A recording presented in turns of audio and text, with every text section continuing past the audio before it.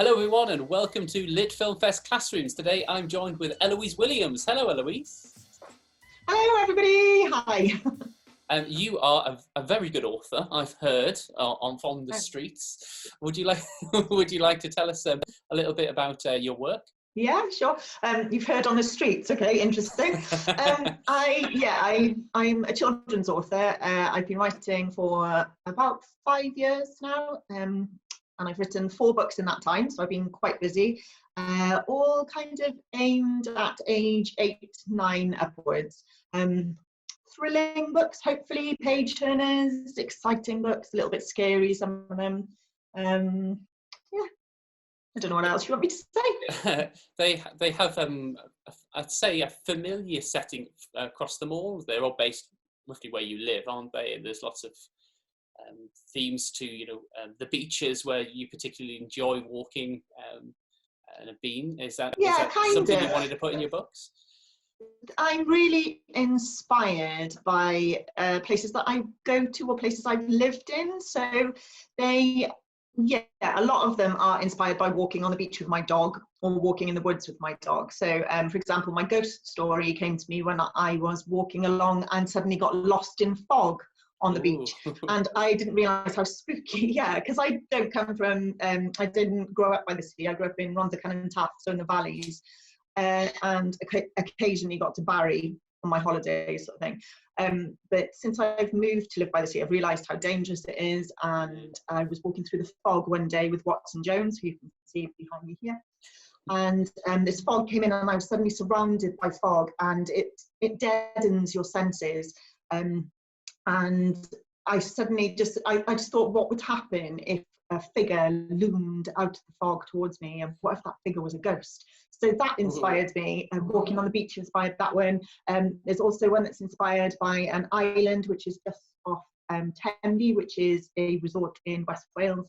And the latest one, Wild, which is coming out in May, is inspired by a waterfall, which is actually in the Brecon Beacon, so not where I live, just somewhere that I visited. You can climb and walk behind the waterfall and stand so that the water is coming down in front of your face. Oh, it's amazing. It is the best experience ever. And it's called Sgwd yr Eira in Welsh, which means falls of snow. And as soon as I went there, I knew I needed to put that into a story. So they've all got, they're all inspired by Welsh landscape so far. Yeah, and does that answer the question? Oh, it answered, answer the questions and gave me some more questions. Absolutely. Oh, great. And so, your last book, Wild, isn't it? That you said that's coming out, and that has particular witch themes, doesn't it? Is that something you've taken from the landscape as well? And like you said, walking on the beach and the fog, what would it be like if a ghost came out? And in Wild, the town is called Witch Point.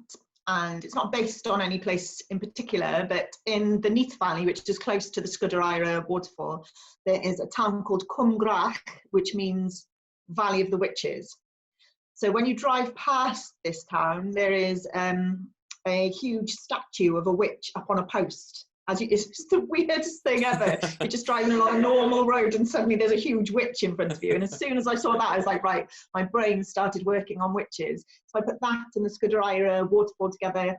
And then there's a place called Seven Sisters as well, which I've not used, but I've taken the idea of Seven Sisters to create a legend around that place name.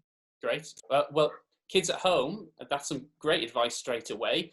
If you want to structure your story around the landscape itself. I love that idea of actually choosing where your story takes place and then deciding what story elements come from that. That's really unique. I like that. Yeah, absolutely.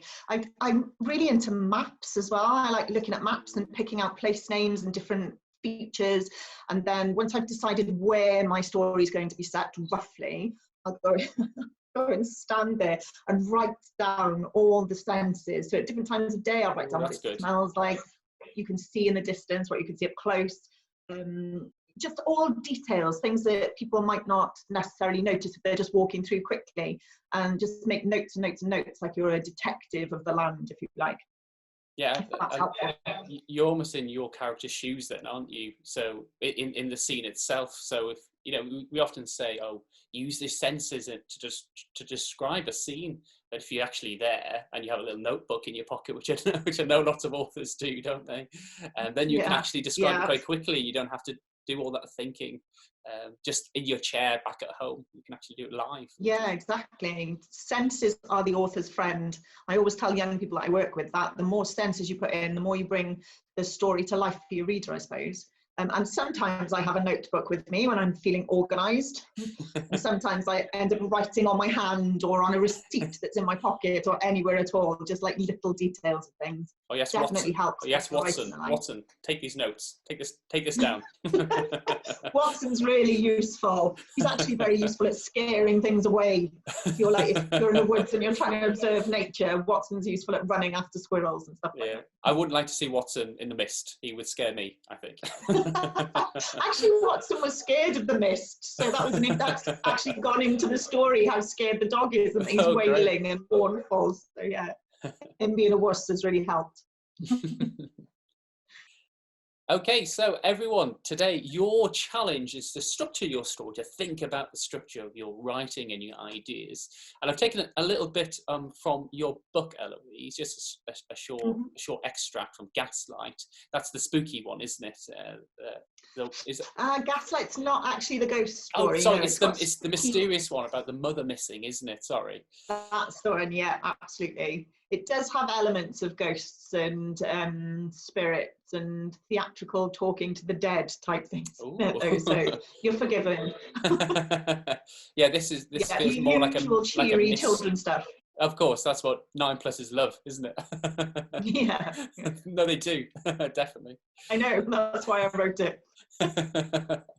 Eloise, would you like to read this first, and then we'll talk a bit about how, again, you can structure your scene at home? Yeah, of course.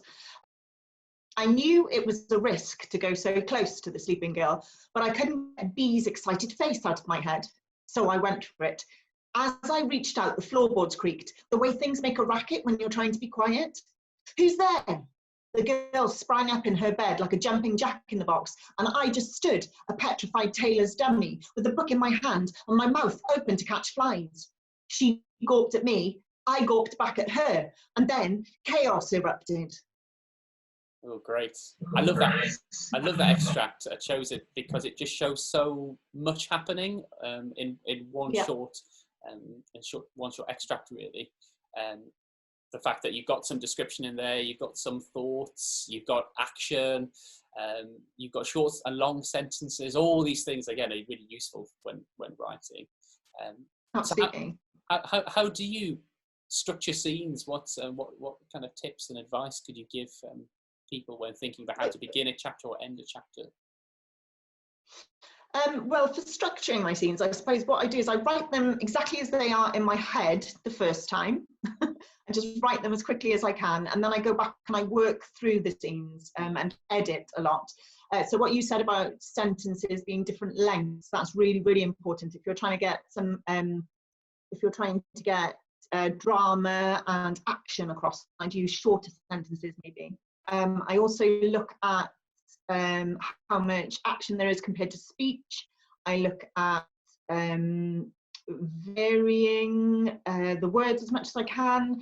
I suppose with Gaslight specifically, this is set in the theatre, so I wanted it to be dramatic. So I paid particular attention to making sure that the scenes moved really, really quickly. Particularly this one does move very, very quickly because I wanted the language and the length of the sentences to echo what's actually happening, if that makes any sense at all. Absolutely, and it has quite a nice build up to this point as well. There's a lot of description of the girl walking through the house, and we haven't looked a lot at the context, but it's a slow build to quick action, isn't it, here?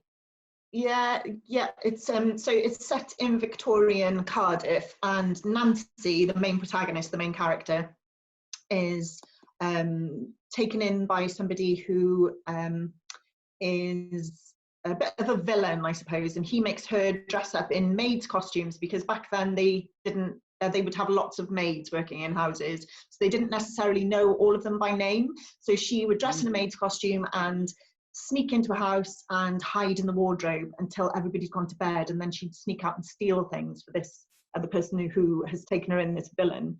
And so yeah, there's a lot of description of the Victorian setting, which is quite difficult actually, because when you're describing something, you don't want a huge passage of just description and then just action, which I think is something that I am quite prone to doing. So it means that I do that quite a lot. And I'm learning not to do that as much. So I would advise young people not to have huge description and then huge bits of action. Try and mix those things all together. That's good advice, because I suppose we'll all tend to move towards one style of writing. So some people might just want to write dialogue and they'll go, oh, there's too much talking in that point, or there's too much like inner thoughts that I've written out. So yeah, to work out what you need to add more in based on what you know you want to write a lot of. Yeah, it's good advice to balance absolutely. It. And also, when you edit, you can just cut and paste bits of text so that you move the order around, and look how much white space there is on the page. Because if there's just solid text, solid writing all across the page, it's quite difficult for a reader to concentrate that whole page. So if you've got some shorter lines, there's some white space next to them. Dialogue works really well for that. That's quite helpful as well, I think. Helps your reader to want to stay interested. Yeah, great advice. Yeah, thanks for that. How else do you balance maybe writing different aspects like a character's thoughts? Do you ever read through a page and think, oh, I should have what the character's thinking there, or should I describe the scene a bit more? How do you weigh that up? Sometimes it's really difficult because you're inside the story so much, you can't see it from the outside. So I would say the best advice I've ever been given is to write something, walk away from it and leave it for a bit, and then go back and try and read it as if you are reading it for the first ever time. Because you might spot some mistakes or some things you could make better that way. Also listen, if you can, if you've worked on a computer, listen to your work, because that will tell you what the pattern of the words are and what the pattern of the sentences are, and whether you need to make it more exciting and speed it up a bit, or whether you've got some space to slow down and describe a little bit more. Great. So reading it out loud is helpful with that then, because that's really helpful, I think.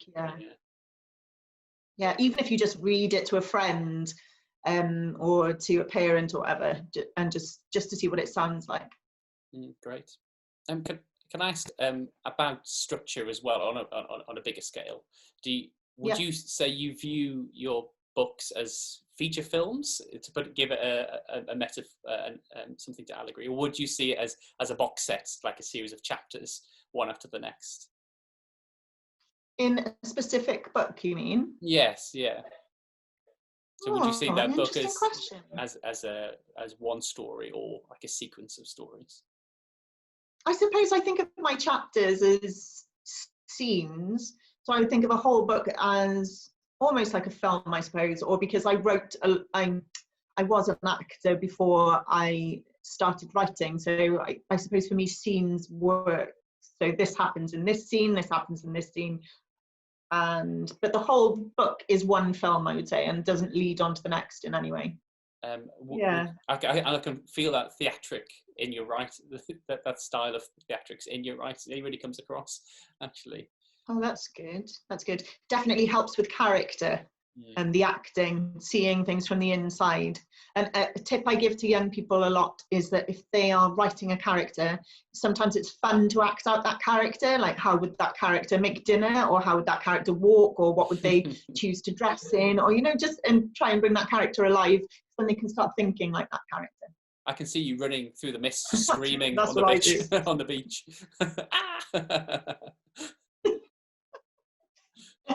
Okay, everyone. So today your challenge is to structure your story. Just go back over your work, have a good look over it with fresh eyes, start to edit and add some of these ideas that Eloise has given us today. So how are you going to structure your scene or scenes? You can do multiple ones. Maybe one, you could start it in a very unexpected way and resolve the last scene in a really interesting, dramatic idea as well. You could use description and dialogue, maybe look out for that white space on your page, or read it out and think, oh, I need to add more character thoughts in there, or more description, or more dialogue. It's up to you. It's your balance. It depends on what you what you need to add in your own story, and make sure that anything someone says also says something about them. So it's not just words on the page for the sake of words. Someone's not just speaking for the sake of speaking, but when they speak, it says something about that character. And then finally finish on a dramatic point of your chapter. So you want to hook the reader. You want it to be a bit of a cliffhanger, so people keep wanting to read on, really. Anything to add to any of those, Eloise? I think the one you say about make sure that anything someone says something about them is really interesting. When you start dialogue isn't necessarily realistic. So you might not have two characters saying to each other, hello, how are you today? I'm fine today. You want to make that dialogue interesting and dramatic or informative, or, you know, it's kind of a stylized form of dialogue, not how everyone would speak every day. Otherwise, it would just take pages and pages to get across a conversation. Yeah, and that can do with early writers as well, can't it? When we first learn to write, we do write realistically. Hello, how are you? Did you get here on the bus? Yes, I did. And you want to trim all that down to get to the main points. And actually, that's quite a good way to get into a conversation, is to write those boring bits and then just look at the conversation on the page and say, oh, I can cut that first half of the conversation and see where it really needs to start. It's been a real pleasure having you on today, Eloise. Thank you so much for joining us on LitFilmFest Classrooms.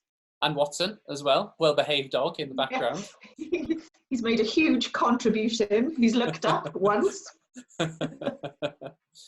Yes, thank you so much.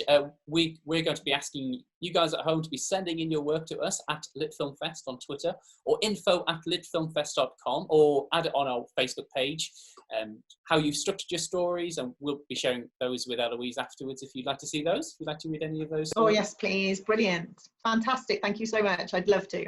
Great. Take care. Thank you very much. Thank you. Bye. Bye.